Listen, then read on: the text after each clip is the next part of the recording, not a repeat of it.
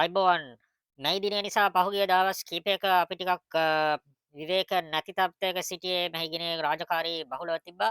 ඉතින් අද දිනේදී බුකේ රවුමක් යන්න එක්කෙමු. අපිව සබ්ස්ක්‍රයිබ් කරලා නැත්නම් සබ්ස්ක්‍රයිබ් කරන්න මෙන් කාරුණිකව ඉල්ලා සිටිනවා. අද දිනේදී බුකේ විශේෂයෙන්ම දැක්කේ අද සහ ඊයේ දින දෙකේදීම මේ මැයි දින ආශ්‍රිත පෝස්ට් තමයි ඉතින් අපි කියවගෙන යන්. මෙන්න මුලින්ම මාතලන් යකා දාලා තියෙනවා හැමතැනම ඇහුනේ හොල්ලන්න බැරි කතාව. ඒ කියන්නේ හෙල්ලිලා රැවිලා ඉන්නේ කියලා. ඒ කියන්නේ අපි දැක්කා ආණ්ඩු පාර්ශවයෙන් ටිල්වින් එතකොට අනුර කුමාර කියනවා අපිට මේ ආණ්ඩුව හොලවන්න දෙන්නේ නැහැ කියලා. ඉතින් එහෙම කියන්නෙම ආණ්ඩු බලය තියාගෙන එහෙම කියන්නේ මේ වෙද්දිම හෙල්ලිලා රැවිලා ඉන්න කියලා තමයි මාතලන් යකා මේ ප්‍රකාශ කරන්නේ. මෙන්න පරානාම රොඩ්රිගෝ කියනවා 76 වසරක සාපය ගැන කතා කරන අයගේ මුට්ටියට කාසි වෙනුවට තියෙන්නේ ක්‍රිප්ටෝ කරන්සි කියලා පාටලි චම්පක නැයි දිනේදී කිව්වලු. ඒ කියන්නේ මේ සාපය ගැන කතා කර මේ හිටියට මේ කාසි මුට්ටි නෙමෙයි තියෙන්නේ ක්‍රිප්ටෝ කරන්සි තත්ත්වෙටම මේ සාපය කොච්චරද ඇදිලාද තියෙනවා කිව්වොත් ක්‍රිප්ටෝ කරන්සි වෙනකම්ම මේක දියුණු වෙලා තියෙනවා කියලා තමයි මේ සඳහන් කරන්නේ. මෙන්න ලස්සන කාටුනයක් තියෙනවා අවන්ත ආටිගලගේ කාටුනය. මෙන්න අනුර කුමාර ඩබල් පොකට් රතු ඇඳන් ඉන්න අනුර කුමාර එදා මොකද්ද පැන්සලක් තියෙනවා. දැන් එදා පැන්සලේ අනිත් පැත්ත ගහගෙන තියෙන. ඒ කියන්නේ ඒ දවස්වල මේ කම්කරුවා වෙනුව සටන් පාට ලියපු අය දැන් කම්කරු සටන් පාට මකන තත්ත්වයටපත් වෙලා ඒ කියපු දේවල් කන පිට ගහපු ස්වභාවය තමයි බොහොම ලස්සනට මේ කාටුනය අවන්ත ආටිගලගේ Facebook පිටුවෙන් අපි උපුටා ගත්තේ. මෙන්න රුයින් ෆර්නෑන්ඩෝ කියන අනුර ජෙප්පන්න ගන්නේ අසූචි ගහන්න හොඳ තැන් වලට ගන්නේ පරණ UNP කාරයන්ව අනුරට දැන් තේරිලා කියලා. අපි දැක්කනේ අර මේ භාණ්ඩාගාර ලේකම්ගේ ගෙදරට ගියාම විරෝධතාකරුවන් පිරිසක් ඔවුන්ට අසූචි ගහලා ඒ පිට පැති වලින් ආපු JP කාඩරය අසූචි ගහලා එව්වනේ. දැන් මේ රුයින් කියන්නේ මේ වගේ අසූචි ගහන වැඩ බාලගණයේ වැඩවලට තමයි ජෙප්පන්ව ගන්නේ. හොඳ තැන්. ඒ කියන්නේ මේ උදහස් කරන්නේ ක්‍රිකට් පාලක මණ්ඩලයේ සභාපති වගේ හොඳ තැන් වලට ගන්නේ. පරණ UNP කාර්යයන් අනේ පව් මේ JVP පාක්ෂිකයන්ට අත්වලා තියෙන ඉර නම. මෙන්න ලක්මාල් සූර්ය ගොඩ කියන එක කම්කරු දිනයේ දේශපාලන පක්ෂවල සෙනඟ පෙන්වන දිනයක් ලෙසට එසේ අවසන් විය. අපි දැක්කනේ අනුර කුමාර කියනවා අපි මේ පිට්ටනි පෙරවුවා ඊට ඉස්සර කවදත් දැන් පිට්ටනි පුරවන්න බැරි නිසා රැලි 20කට කැඩුවා කියලා. ඉතින් මේ මොහු කියන්නේ දේශපාලනඥයන්ට ඕන උනේ මේ සෙනඟ පෙන්වීම විතරයි. නමුත් කම්කරුවන්ගේ අයිතිවාසිකම් ඔවුන්ගේ ඒ අවශ්‍ය දේවල් දිනා දීම වෙනුවෙන් දේශපාලනඥයන්ට කිසිම වැදගත්කමක් තිබෙන්නේ නැහැ. ඒ සෙනඟ පෙන්වීමක් විතරයි තවදුරටත් කම්කරු දිනය කියන්නේ කියලා තමයි මේ අවස්ථාවේදී පෙන්වන්නේ. මෙන්න මිමි ඒකනායක ෆොටෝ එකක් දාලා තියෙනවා. අද යාලත් හිටියා. විශේෂ පොලිස් ආරක්ෂකයෝ නැහැ. පොෂ් වාහන නැහැ. දාඩිය දාගෙන මහමග අවුවේ අනික් ජනතාව සමගයි කියලා මෙන්න උපාධි රන්වල සහ මුදල් නියෝජ්‍ය ඇමතිවරයාත් එක්ක ෆොටෝ එක දාලා තියෙනවා. ඉතින් මේ අනිල් ජයසිංහයි අශෝක රන්වලගේ ෆොටෝ එක ඒගොල්ලොත් දාඩිය දාගෙන ආරක්ෂකයෝ නැතුව ඇවිල්ලා කියලා තමයි මහු මේ කාන්තාව කියන්නේ සාමාන්‍ය ජනතාව විදියට. ඉතින් මේගොල්ලොන්ට රන්වලට ආරක්ෂාව නැතුව ඇවිල්ලා තියෙන කියන එක තමයි මේ අය පෙන්වන්නේ දාඩිය දාගෙන මහ උවේ හිටියා කියලා විශේෂයෙන්ම ඒ ෆොටෝ එක ෂෙයා කරලා තියෙනවා නිම්මි ඒකනායක. මෙන්න අරවින්ද හබක්කල කියනවා උඹලා ආස මිනිස්සුන්ට චෝදනා එල්ල වුණාම තේරෙනව නේද නිර්දෝෂී භවයේ පූර්ව නිගමනය ගැන. උඹලාගෙන් කුණුවarp අහගෙන අපි ලියන හැලි සාධාරණයි කියලා.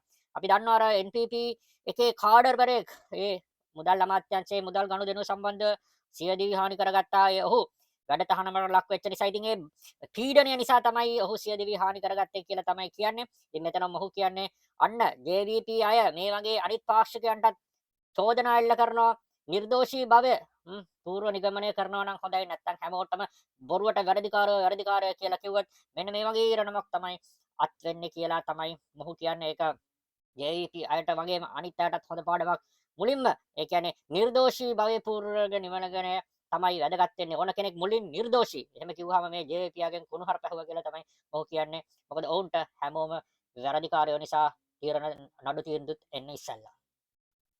සිංහල ජයන්ත කියනවා කුලියට දක්කපු කුලි ඩෝබි වලකායේ ජයගෝධෂා මැද්දේ තෙල් මිල පොඩ්ඩක් වැඩි කරනවා කියලා කිව්වහම ඩෝබියෝ එකට අත්පුඩි ගහනවා කියලා අපි දැක්කා. ඊයේදී අනුර කුමාර කියනවා අයිමත් නැවතත් තෙල් මිල පොඩ්ඩක් වැඩි කරන්න වෙනවා කියලා. මෙන්න අපිට අහුණා මේ කිසිම ඉවක් බවක් නැතුව ඉන්න ජනතාව මෙන්න යකෝ ඒකටත් අත්පුඩි ගහනවා. ඉතින් ඔන්න தත්ත්වය ඔන්න මානසිකත්වය ඔන්න වහල්භාවය මනාව ඒකෙන් පැහැදිලි වුණා. මෙන්න මෙතන සිංහල ජයන්ත පැහැදිලිවම පෙන්වන්නේ ඒ ඔවුන්ගේ ඒ මානසික ස්වභාවය. මෙන්න මහින්ද පතිරණ කියනවා මේ වගේ උගත් කෙනෙක් මේ වැනි සිදුවීමකට සියදිවි හානි කරගන්නවා නම් අනිවාර්යයෙන්ම සටහනක් තියලා මැරෙනවා අඩුම තරමින් දරුවන්ට බිරිඳට. ඔහු කියනවා අර මිය ගිය ඒ වැඩතහනමට ලක් වූ මුදල් අමාත්‍යාංශ සේවකයා උගත් පුද්ගලයෙක් ඔහු මේ නිකන් තමුන් එහෙම මැරෙන්නේ අඩු ගානේ තමුන්ගේ ආදරණීයන්ට ළමයින්ට ඒ වගේම බිරිඳට යම් කිසි හෝ සටහනක් තියෙනවා මම ගියාට ඕගොල්ලෝ රැඳිලා ඉන්න මෙන්න මේකයි මගේ ප්‍රශ්නේ අපි මට කර හිතේ අමාරුවට කරගන්න උනේ එහෙම එහෙම කියනවා නමුත් මේක එහෙම දෙයක් නෑ ඒ නිසා මේ මහින්ද පතිරණ සැක කරන්නේ මේක මේ සියදිවි නසා ගැනීමක් දෝ කියලා ප්‍රශ්න මතුවෙනවා. ඒ වගේම අපිටත් ප්‍රශ්නයක් මතුවෙනවා. මේවා මේ විදියට උනේ කොහොමද? ඉතාමත්ම ඉක්මනටම මේක සියදිවි හානි කර ගැනීමක් කියලා කොහොමද කිව්වේ? ඒ වගේම මේ නහර කපා ගැනීම ඉතාමත්ම සියදිවි හානි කර ගැනීමකදී ඉතාමත්ම ලේසි දෙයක් නෙවෙයි. මෙන්න තිලිනි වාසනා කියනවා බයියන්ට අන්තිමට කතා කරන්න ෆොටෝ දාන්න මේ රැලියක් නැති වුණා. උන්ට දැන් තියෙන්නේ මාලිමා රැළියේ බස් ටික ගණන් කරන්න තමයි කියලා. අපි දැක්ක මේ විශේෂයෙන්ම අඩුපාඩුවක් දැක්කා මේ පොදු ජන එක්සත් පෙරමුණේ කිසිම රැළියක් පැවැත්වුවේ නැහැ ප්‍රාදේශීය මට්ටමකින්වත්. අර එක තැනක පිළිරුවකට මල් මාලා දාලා පොඩි දෙයක් වුණා. එතනින් පස්සේ දෙයක් නැහැ. ඉතින් ඔව් කියන්නේ දැන් බයියොන්ට කර කියා ගන්න දෙයක් නැහැ. උන්ට මේ රැළි නැහැ. මේ JVP යාගේ බස් ටික ගණන් කරන එක තමයි කරන්න තියෙන්නේ කියලා මේ කියන්නේ. මෙන්න කැටපේ ආරච්චි ජයසිංහ කියනවා ඩොලර් මිලියන 2.5 හොරෙක් කියලා චෝදනා ලැබුවේ වෙන එකෙක්. නමුත් සම්පූර්ණ JVP දේශපාලනයට කැපූ ඔහුගේ මලගමට මහජෙප්පු ආවේ නැහැ කියලා ඒ අහිංසක ලෙස ජීවිතක්ෂයට පත්වෙච්ච මේ මිනිස්සයාගේ මරණයට කිසිම JVP ලොක්කෙක් ඇවිල්ලා නැහැ කියලා තමයි මේ චෝදනා කරන්නේ. ඒ වගේ මේ හොරා කියලා චෝදනාව ලැබුවේ මොහු නෙවෙයි. වෙන කෙනෙක් කියලා තමයි ණය ප්‍රකාශ කරන්නේ. ඉතින් එහෙම ඇවිල්ලා තිබෙ නැත්නම් ඒක ඉතාමත්ම අසාධාරණ වැඩක්. මෙන්න අජිත් හරකුම් ජයසිංහ කියන රැළියේ ඊයේ රැලි 21කට කට්ටියගේ ලොක්කා සිට 15ටම සෑම කතාම එතරම් විවුරෙන් කතා කරේ ඇයි කියලා හැම JBP රැලි 21ේම හැමෝම කේන්තියෙන් විවුරෙන් වගේලු කතා කරේ කියලා අජිත් තරකම් ජයසිංහ කියනවා අපි ඒ බව රැලි දෙකකදී දැක්කා අනුර කුමාරගේ රැලියේදී සහ තිල්වන් සිල්ලාගේ රැලියේදී අනිත් ඒවා ගැන අපිට කියන්න බෑ අපි දැක්කේ නෑ නමුත් අජිත් කියන්නේ මේ රැලි 21ේම කතා කරපු ලොක්කගේ සිට සොක්ක වෙනකම්ම ඉතාමත්ම විවුරෙන් කතා කරා කියලා මෙන්න අසංක ගුණසේකරගේ සටහනක් මැයි 25 නඩු තීන්දුවක් එනවා අත්පුඩි ගහන්න බලාගෙන ඉන්න අනුර ජනාධිපති ඊට පස්සේ මොහු දානවා කුමට රට අධිකරණයේ නීතිය සහ විනිසුරුවන් කියලා ප්‍රශ්නාර්ථයක් දාලා අපි දැක්කා ඊයේ දිනේදී කියනවා අනුර කුමාර මැයි 25 වෙනිදා හොඳ තීන්දුවක් එනවා කියලා. ඉතින් අනුර කුමාර කොහොමද මේ අධිකරණයේ දෙන තීන්දුව ගැන එහෙම බලපෑමක් එහෙම දැනුම් දෙන්නේ? එහෙම දැනගන්නේ ලොකු ප්‍රශ්නාර්ථකාරී ප්‍රකාශයක්. ඒක තමයි මේ අසංකත් මෙතන මතු කරගන්නේ කුමට රට අධිකරණයේ නීතිය සහ විනිසුරුවන් කියලා. එහෙම අනුර මේ උසාවියෙන් එන තීරණ දැනගන්න විදියක් නැහැ. උසාවිය කියන්නේ අපේ රටේ උසාවිය කියන්නේ බොහොම නිදහස් නිවහල් උත්තරීතර තැනක්. ඉතින් අනුර මේ උසාවියත් හැල්ලු කරනවා දෝ කියලා තමයි මේ හිතෙන්නේ. ඉතින් ඔය ටික තමයි අද බුකියේ රාමක් යද්දී දැනගන්න ලැබෙන්නේ. අපේ channel එක subscribe කරලා අපි තව බුකියේ රාමකින් හම්බ වෙමු. ඔබ සමට සුබ දවසක්.